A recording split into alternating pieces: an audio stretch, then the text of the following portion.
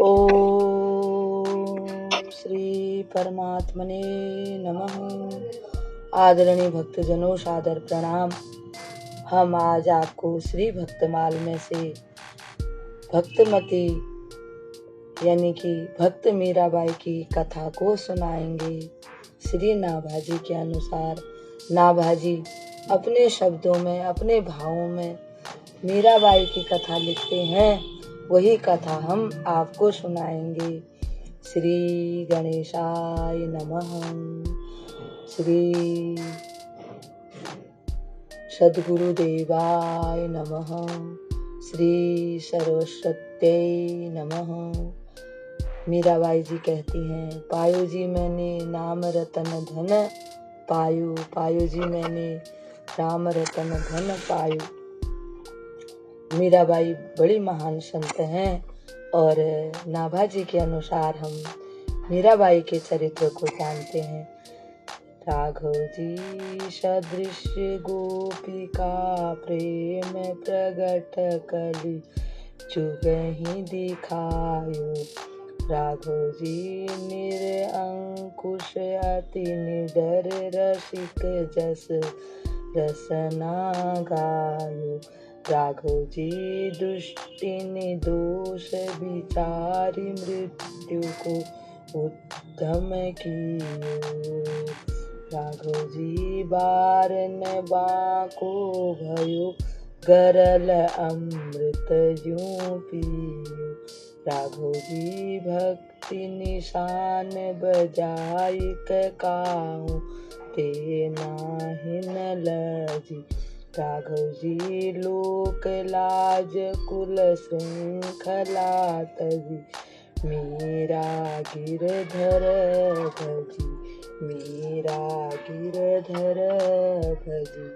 भक्तजनों, नाभाजी को प्रणाम करते हुए हम मीराबाई को भी प्रणाम करते हैं।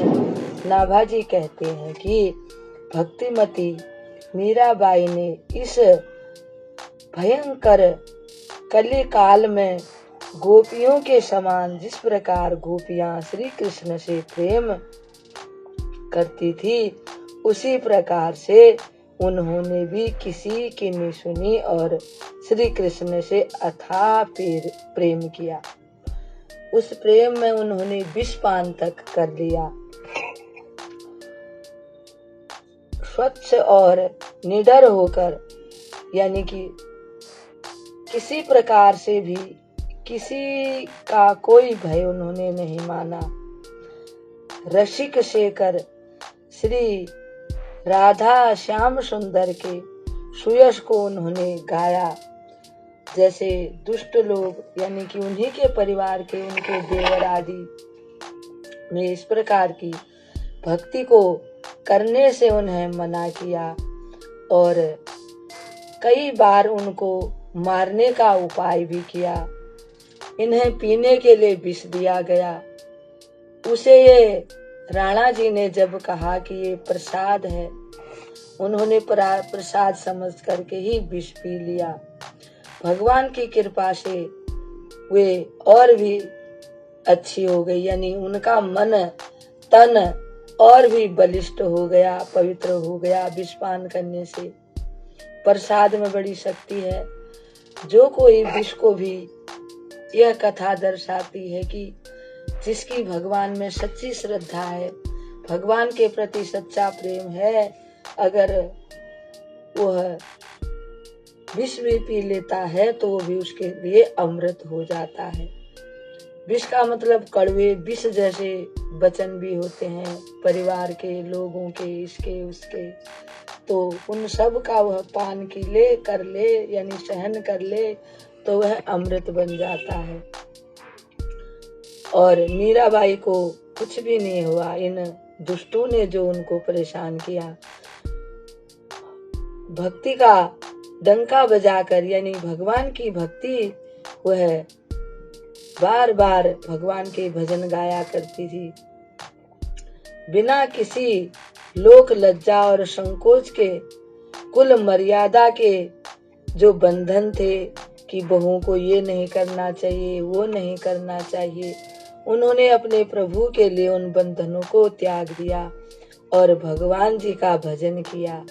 इस प्रकार से नाभाजी मीराबाई की जो कहानी है यानी उनका चरित्र है वे बखान करते हैं। मीराबाई का जन्म मेड़ता नगर जोधपुर में हुआ था। बाल्यकाल से ही ये जब थोड़ी सी बड़ी हुई तो सभी लोग जानते हैं कि एक दिव्य बालिका थी, क्योंकि ये द्वापर की कोई गोपी ही मीरा के रूप में अवतरित हुई थी। यानी इनका जन्म हुआ था इस धराधाम में जोधपुर मेड़ता में। जब ये थोड़ी सी बड़ी हो गई बाल अवस्था में ही गिरिधर भगवान की ये भक्त बन गई। और कहते हैं साधुओं के मन से मुख से हमने सुना है कि एक समय इनके गांव में यानी कि इनके वहां एक बारात आई हुई थी। तो अब राज परिवार की बहुएं बेटियां बाहर जाकर आम आदमी की तरह तो बारात नहीं देख सकते, तो ये अपनी माँ के साथ एक झरोके में से बारात देखने लगी। तो जब दूल्हा आया मीराबाई उसे देख के बड़ी प्रसन्न हुई।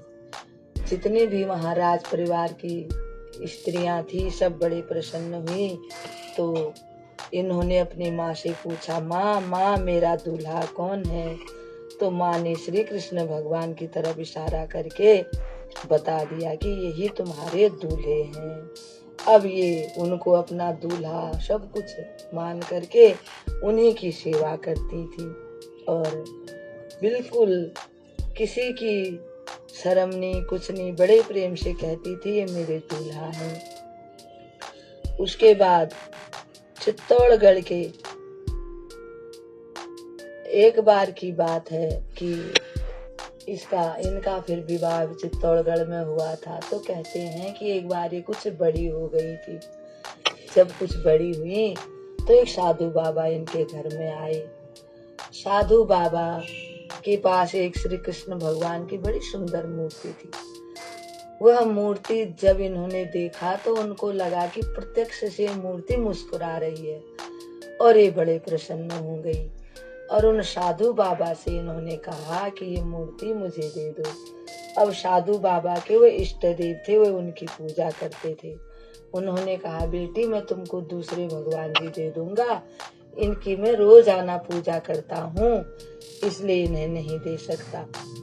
जब महाराज जी वहां से चले गए, जब तक वहां थे तो ये भी उनके साथ पूजा करती थी। फिर जब महाराज जी वहां से चले गए तो मीराबाई बड़ी दुखी हो गई। फिर भगवान ने उन बाबा को रात में स्वप्न दिया कि आप ये मूर्ति मीराबाई को ही दे दीजिए, इसमें आपको कोई दुख भी नहीं होगा और मैं आपसे प्रसन्न भी हो जाऊंगा। महाराज जी ने ऐसा ही किया। अब मीराबाई बड़ी प्रसन्नता से वो जो थोड़ी और बड़ी मूर्ति थी उनकी नित्य निरंतर सेवा करती थी। अब समय की बात है और एक रीति रिवाज है, परंपरा है कि माता पिता समय आने पर अपनी बेटियों की शादी कर देते हैं। चाहे बेटी कैसी भी हो, भक्त हो अभक्त हो, अच्छी हो गोरी हो काली हो, परंतु ज्ञानी हो अज्ञानी हो, हर माता पिता की इच्छा यही रहती है कि उनकी पुत्री की शादी एक अच्छे घर में हो जाए। अब मीराबाई का भी विवाह चित्तौड़ के राणा सांगा के सुपुत्र श्री भोजराज से इनकी सगाई की गई और समय आने पर इनका विवाह भी हो गया। समय आने पर इन्होंने बहुत कहा कि मैं उनसे विवाह नहीं करना चाहती, मेरे तो पति श्री गिरधर गोपाल जी हैं। और इनके परिवार में शादी की तैयारियां होने लगी। बहुमूल्यवान वस्त्र आभूषण इत्यादि बनाए जाने लगे, परंतु श्री मीराबाई का मन तो प्रेम में रंगा हुआ था, कृष्ण भगवान में डूबा हुआ था। वो तो उनको तो उसके अतिरिक्त कुछ नहीं चाहिए था। अब धीरे धीरे वो समय भी आ गया। मीराबाई का विवाह भोजराज जी के साथ हो गया, फेरे पड़ गई, भांबरी हो गई।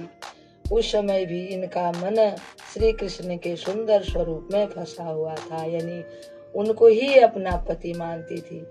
विवाह के पश्चात जब विदा होकर ससुराल जाने का समय आया तो उस समय इन्हें प्रेम के आवेश में मूर्छा सी आ गई। अब ये जैसे तैयारी करने लगी, जबरदस्ती तैयार करो, वस्त्र पहनाओ, आभूषण पहनाओ, इनको डोली में बिठाओ। अत्यधिक ये दुखी के इतना इनको कष्ट हो गया कि ये मूर्ति तो इनके साथ दे नहीं रहे हैं और इनको अकेले को बिठा दिया तो ये मूर्छा सी इनको आ गई। इनकी ऐसी विह्वल दशा को देखकर, यानी कि दुख दशा, इनकी ऐसी दशा देखकर इनके पिताजी माताजी ने कहा कि बेटी, मन में किसी प्रकार का दुख न मानो, जो वस्त्र एवं आभूषण तुम्हें प्रिय हो वह, और क्या चाहिए तुम्हें बताओ। उस समय आपके नेत्रों से यानी आंखों से आंसू भरे हुए थे। आपने पिताजी माताजी को कह दिया कि इस धन दौलत से मुझे क्या काम है, आप लोग यदि हमें देना ही चाहते हैं तो मेरे गिरधर गोपाल मुझे दे दीजिए, जिससे मुझे प्रसन्नता होगी और मैं संतुष्ट भी उसी में रहूंगी। तब इन्होंने यानी कि ऐसा कहा। इनके माता पिताजी ने फिर उन कृष्ण भगवान की मूर्ति ला करके इनको दे दी और सब धन इत्यादि सामान उठा करके सब इनके कन्यादान के रूप में दे दिया गया। पिता माता को बेटी मीरा बहुत प्रिय थी, अतः मीरा जी के माता पिता रोते रोते श्री मीरा जी को अपने गले से लगा लिया और कहा कि श्री गिरधर लाल जी को तुम अपने साथ ले जाओ, खूब प्रेम से इनकी सेवा पूजा करो। श्री मीरा जी ने अपनी पालकी में अपने सामने श्री गिरधर लाल जी को भी बिठा लिया, यानी कि पधरा लिया, और उनके नेत्रों से नेत्र मिलाती हुई प्रसन्नता के साथ अपने प्राणपति श्री ठाकुर जी को पाकर आनंद मग्न होकर श्री मीरा जी अपने मन में बड़ी प्रसन्न थी। इस प्रकार वे राणा भोजराज के भवन में पहुंच गई। सामने से इन्हें पालकी से रुचि पूर्वक वर और दुल्हन को उतारा गया। फिर इनकी वहां गांठ जोड़ी गई और उन्हें देवी के मंदिर में लाया गया देवी माता के आशीर्वाद के लिए। देवी जी के मंदिर में पहुंचकर सामने देवी की पूजा तैयार की गई थी, करवाने के लिए सब तैयारी की गई थी। तो इनकी सासू माँ ने पहले कहा कि बेटा तुम पूजा करो, यानी वर से कहा। फिर वर ने बड़े प्रेम से पूजा की। उसके बाद मीरा जी से कहा वधू अब देवी का पूजन करो। श्री मीरा जी ने कहा हमारा यह मस्तक तो श्री गिरधर लाल जी के हाथ बिक चुका है, अब यह किसी दूसरे देवी देवताओं के लिए नहीं झुक सकता है। मेरे मन में एक ही मेरे गिरधर गोपाल हैं, उन्हीं को मैं प्रणाम करती हूँ और मैं किसी के आगे अपना न सिर झुकाती न प्रणाम करती हूँ। यह सुनकर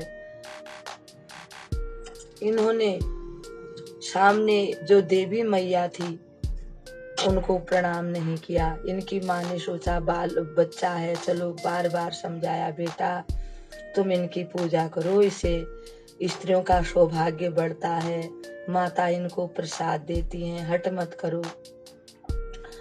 श्री देवी जी के चरणों में सिर रखकर प्रणाम करो। श्री मीरा जी ने सास से हट करने पर बार बार यही कहा कि आप इसे निश्चित करके मान लो कि मैं सुकुमार भगवान श्याम सुंदर के चरणों में अपना सर्वस्व निछावर कर दिया है। अब अन्य का पूजन या प्रणाम मुझसे नहीं होगा, मैं और ये सब कुछ नहीं करूंगी, क्योंकि मैं गिरधर गोपाल की हूँ, गिरधर गोपाल मेरे हैं, इसलिए मैं अब और किसी को प्रणाम नहीं करूंगी। श्री मीरा जी का दो टूक उत्तर सुनकर उसकी सास मन ही मन अत्यधिक दुखी हो गई और उन्हें बड़ा क्रोध भी आ गया। वे जल भून गई। अपने पति के पास जाकर उसने कहा, यह कैसी बहू लेके आ गए हो? यह तो किसी काम की नहीं। अभी मेरा कहा न मानकर उल्टे जवाब देकर मेरा अपमान किया है, तो आगे चलकर ये मुझे क्या मानेगी? ये कैसी बहू ले आई? यह कहकर वह लंबी लंबी सांस लेने लगी। क्रोध के मारे लाल हो गई और सिसकने लगी यानी रोने लगी। उसकी बातों को सुनकर राणा जी को भी भारी क्रोध आया, यानी मीराबाई के ससुर को भी, और उसने अपने मन में बहू को मार डालने का निश्चय किया। श्री मीरा जी को रहने के लिए अब उसने अलग एक कोठरी दे दी। एकांत स्थान देकर मीराबाई को बड़ी प्रसन्नता हुई। वहां वे अपने श्री गिरधर लाल को दिन रात लाड़ लड़ाती रहती थी तथा सेवा पूजा करते हुए उन्हीं के गुणों का गान करती थी। जिन्हें श्याम सुंदर से मिलने की तीव्र उत्कंठा थी, यानी मिलने की बड़ी तीव्र इच्छा होती थी, वे संत भी सत्संग के लिए जब वहां पर आते थे तो राजमहल में मीराबाई उनके संग बैठ करके सत्संग करती थी। मीरा जी की सदा साधुओं के संग भजन कीर्तन किया करती थी। श्री मीराबाई को संतों का संग करते देखकर एक दिन उनकी ननद, जिसका नाम था उदाबाई, उसने आकर कहा, भाभी तुम समझती क्यों नहीं हो? उसने समझाने की बहुत कोशिश की। वे भी गिरधर गोपाल को खूब मानती थी, परंतु मीराबाई जैसा बड़ा दिल वो नहीं कर पाती थी। साधुओं से प्रेम करने में कुल को बड़ा भारी कलंक लगता है। राणा जी देश के राजा हैं, तुम्हारे इस प्रकार के व्यवहार से उनको लज्जित होना पड़ता है। और जरा तुम ये भी तो सोचो, तुम जिस कुल से रिश्ता रखती हो, आई हो, तुम्हारे पिता के कुल की भी बेइज्जती होती है कि इनकी बेटी साधुओं का संग करती है, उनके संग भजन कीर्तन करती है, उन्हीं में बैठी रहती है। ये हमारे तुम्हारे कुल की रीति थोड़ी ही है। एक बहू को जैसे रहना चाहिए वैसे रहो, वैसे आप राज परिवार की बहू हो। वह भी तुमने कुल रीति को नष्ट कर दिया है। इसलिए मेरी बात मान लो, साधुओं का संग करना शीघ्र छोड़ दो। मीरा जी ने उत्तर में कहा, मेरे प्राण सदा साधुओं के साथ ही लगे रहते हैं, इसलिए उनके संग में मुझे अपार सुख प्राप्त होता है और मुझे ऐसा लगता है कि जैसे भगवान मेरे पास ही हैं। मेरे आचरणों से यानी मेरे व्यवहार से जिसे दुख होता हो उसे मुझसे बिल्कुल अलग रखो। यानी कि अगर आप लोगों को, मेरे मायके, मेरे पीहर वालों को, मेरे ससुराल वालों को अगर मेरी वजह से दुख होता है तो वो मुझे अलग रख लो, मुझे अलग, मेरे से कोई बात मत करना जिसको मुझसे दुख है, और इससे अधिक मैं क्या कर सकती हूँ। इनकी यह बात सुनकर राणा ने दयाराम पंडा के हाथ एक कटोरा विष भगवान का चरणामृत करके भेज दिया। यानी कि अब सोचने लगे अब इनको मारना ही एक उपाय है, इसके अतिरिक्त और कुछ नहीं है। वो अज्ञानी लोग सोचते थे मीराबाई जो भजन कीर्तन करती है इससे हमारी बेइज्जती होती है।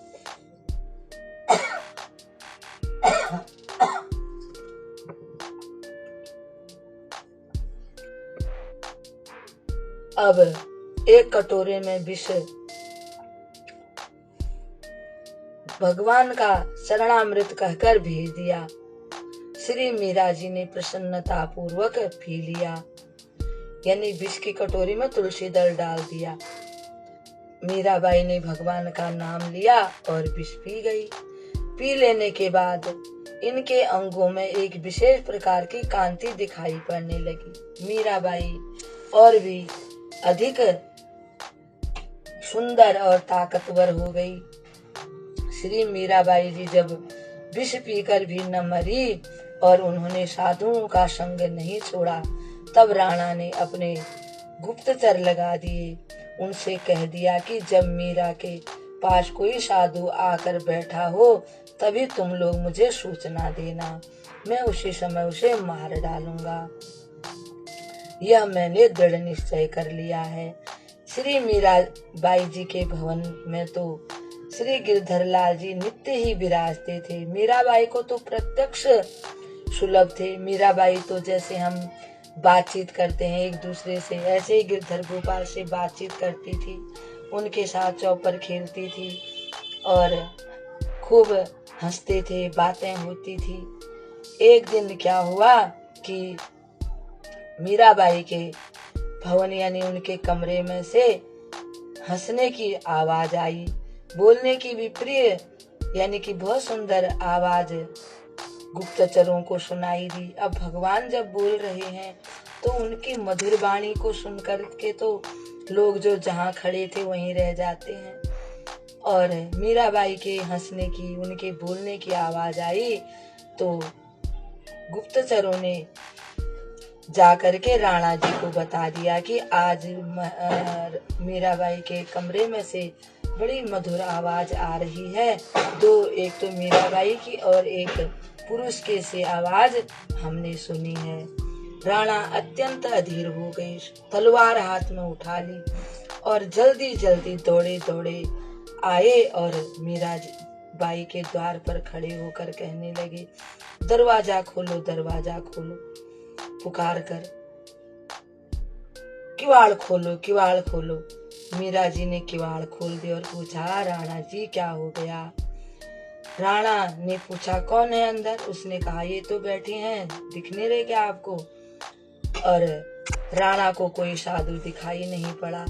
वहां तो मीरा अकेली थी और उनके भगवान जी थे। राणा ने फटकारते हुए उनसे पूछा, जिसके प्रेम रंग में तुम रंगी हुई हो, जिसके साथ हंस बोलकर अपने अनेक प्रकार के रमण कर रही थी, वह मनुष्य कहाँ चला गया? अरे अभी अभी तो आपने किवाड़ खोले, तुमको दिखाई नहीं दिया? फिर भी बोले राणा जी, मुझे जल्दी बताओ। श्री मीरा जी ने कहा, देख लो, ये ठाकुर जी तो हैं, और कौन है? और उनकी तरफ संकेत करके कहा, वह मेरे प्राणात पुरुषोत्तम तुम्हारे सामने ही तो विराज रहे हैं। वे तुमसे लज्जा नहीं करते हैं। अब तुम भी आंखें खोलकर देख लो, क्या ही सुंदर साज श्रृंगार से सजे हैं। राणा खिसिया गए और सोचने लगे, अब मैं क्या करूं? किंग कर्तव्य विमूढ़ होकर ऐसे स्तब्ध हो गए मानो दीवार पर कोई चित्र बना हो। राणा भी खड़े के खड़े रह गए। उनको समझ ही नहीं आ रहा था कि अब मैं क्या कहूं और क्या करूं। थोड़ी देर बाद वहां से वापस लौट आए। क्षण भर के लिए उसके मन में आया कि मीरा के साथ ठाकुर जी ही लीला करते हैं। फिर भी राणा के मन में सद्भाव उत्पन्न नहीं हुआ, परंतु मन में एक लहर सी तो आई कि मीरा जी ठीक कह रही हैं, ये भगवान की भक्त हैं और मेरे को भी ये बात स्वीकार करनी चाहिए। परंतु प्रभु की लीला ही बड़ी अनोखी है। दूसरे क्षण राणा जी फिर भूल गए। एक बार की बात है कि मीराबाई से मिलने अनेकों सिद्ध संत आया करते थे। एक कामी नीच मनुष्य साधु का सा वेश धारण कर श्री मीरा जी के पास आया और बोला, तुम्हारे ठाकुर श्री गिरधर लाल जी ने स्वयं मुझे आज्ञा दी है कि मीरा के साथ जाकर आप अंग संग करो, इसलिए मैं तुम्हारे पास आया हूँ, तुम मेरे साथ अंग संग करो। ऐसी बात जब उसने कही तो श्री मीराबाई ने उत्तर दिया, आज्ञा का हम अवश्य पालन करेंगे और प्रभु जो आज्ञा देंगे, जो आप कह रहे हो मुझे स्वीकार है, परंतु प्रथम आप भोजन पा लीजिए, फिर आपकी यथोचित यानी कि आपकी इच्छा के अनुसार ही मैं करूंगी जो आप कहोगे। उसने भोजन किया। पश्चात श्री मीरा जी ने संत, वहां पर बहुत सारे विराजमान थे, उन्हीं की बीच में शैया बिछाकर उस विषयी पुरुष को बुलाकर कहा, मेरे ठाकुर जी ने जैसी आज्ञा आपको दी है वैसा ही कीजिए, मैं उपस्थित हूँ। वह बड़े भारी संकोच में पड़ गया और उसका मुख सफेद हो गया। श्री मीरा जी की भक्ति के प्रताप से उसकी विषय वासना सर्वथा के लिए दूर हो गई।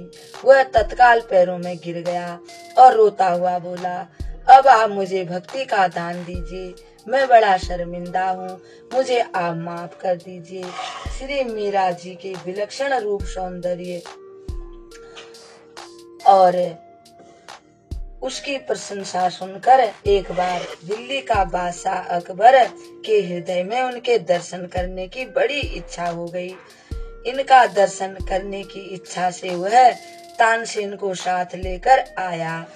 उस समय तानसेन उनके कहते हैं कि 9 रत्नों में से एक माने जाते थे। श्री गिरधर गोपाल जी की छवि एवं मीरा जी की भक्ति से प्रेरित होकर के वे दोनों वहां गए और सहज सरल मीरा जी का सौंदर्य देखकर बादशाह निहाल हो गया। उनके मन में आया, देखो ये माँ कैसी हैं, कैसी इनकी भक्ति है। तानसेन ने एक सुंदर पद गाया और बादशाह ने एक मणिमाला श्री ठाकुर जी के चरणों में अर्पण कर दी। यही उन्होंने भेंट की। श्री मीराबाई जी श्री वृंदावन धाम को, फिर वृंदावन धाम को मीराबाई उसके बाद आ गई और श्री जीव गोस्वामी जी से मिलकर उनसे सत्संग कर बहुत संतुष्ट हुई और उनके स्त्री मुख न देखने के प्रण को आपने छुड़ा दिया। यानी कि जो श्री जीव गोस्वामी जी थे, उन्होंने एक ऐसा निर्देश जारी किया था कि मैं किसी स्त्री का मुख नहीं देखना चाहता हूँ, नहीं देखूंगा। स्त्रियों का मुख देखने से, स्त्रियों को देखने से भक्ति में बाधा उत्पन्न होती है। यानी कि मन में कुछ विचार ऐसे आ जाते हैं, इसलिए वो किसी स्त्री को देखते ही नहीं थे। उनका ये नियम था। जब मीराबाई जी उनके आश्रम में पहुंची तो उनके शिष्यों ने कहा, मीराबाई जी आई हुई हैं।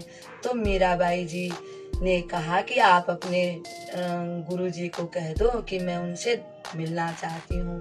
तो जीव गोसाई ने बोला कि हम किसी स्त्री से नहीं मिलते। तब मीराबाई ने कहा, यहाँ वृंदावन में पुरुष तो एक ही हैं, ये तो मुझे पता ही नहीं था कि यहाँ कोई दूसरे पुरुष भी हो गए हैं। मुझे तो यही पता था कि वृंदावन में एक ही पुरुष निवास करते हैं, वे मेरे गिरधर लाल पुरुषोत्तम श्री कृष्ण जी हैं।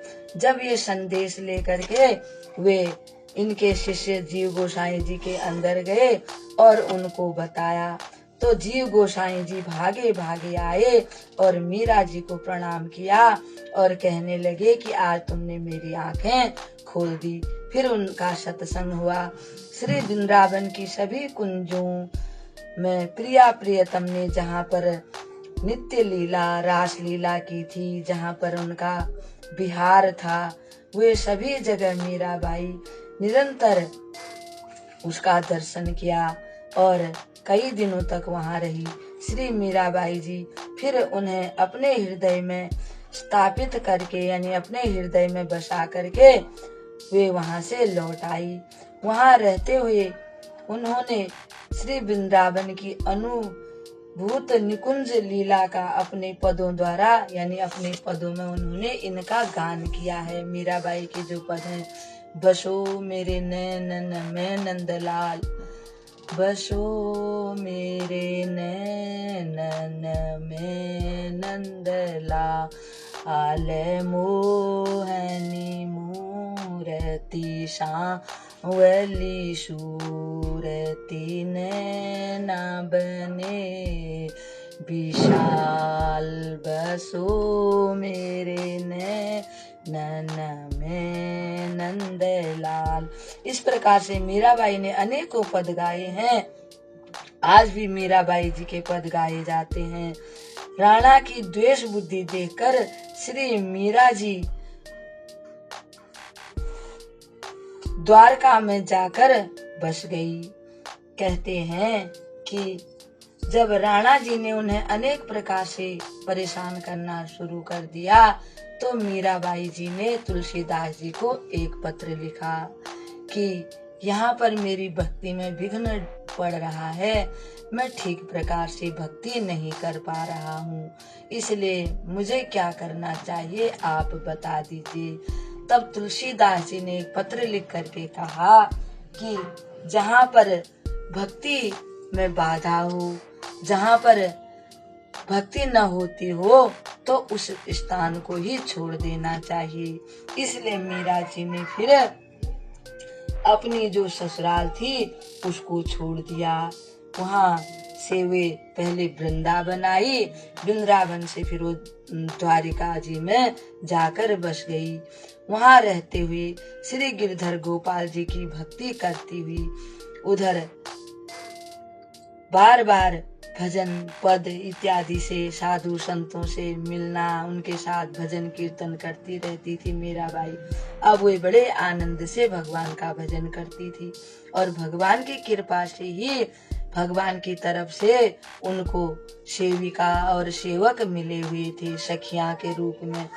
राणा जी को श्री मीरा जी की भक्ति के स्वरूप का ज्ञान हुआ तब बहुत देर हो चुकी है।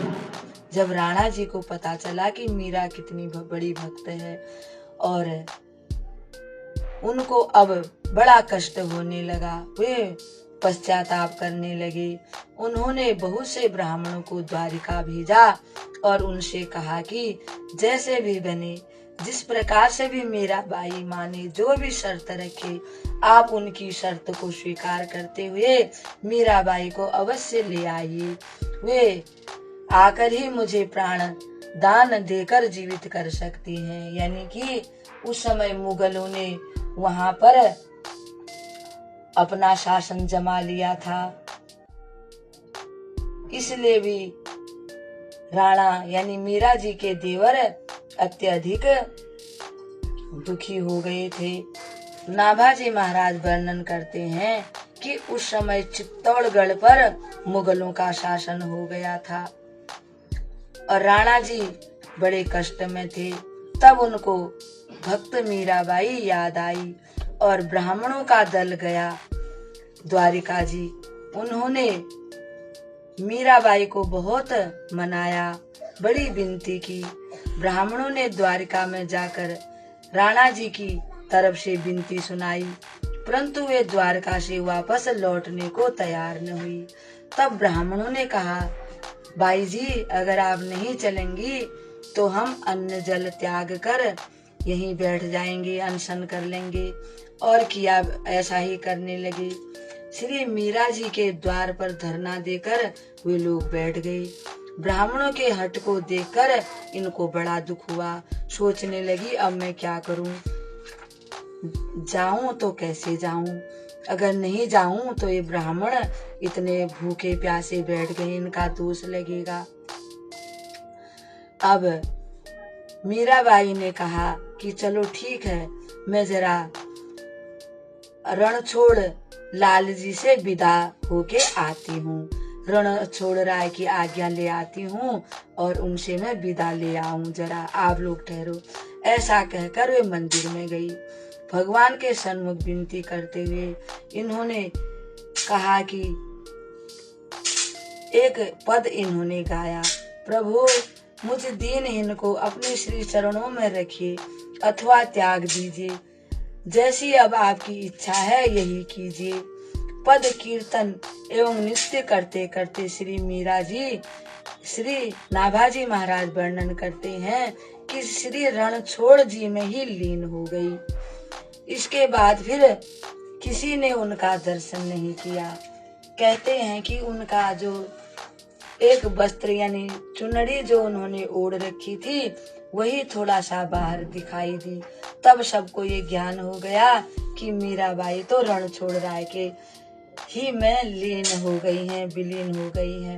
भक्तजनों, इस प्रकार से हम आज आपको इस मीराबाई की कथा हमने सुनाई और उम्मीद करते हैं कि आप इसे अवश्य सुनेंगे और अपने जीवन को सफल बनाएंगे।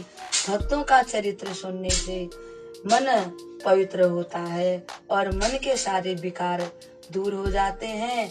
और भगवान ने हमें भजन करने के लिए अब इस दुनिया में मनुष्य बना करके भेजा है, तो हमको अवश्य भगवान के भक्तों की कथा सुननी चाहिए, तभी हमारा मन भगवान में लगेगा। बोल श्री नाभाजी महाराज की जय, भक्तमती मीराबाई की जय।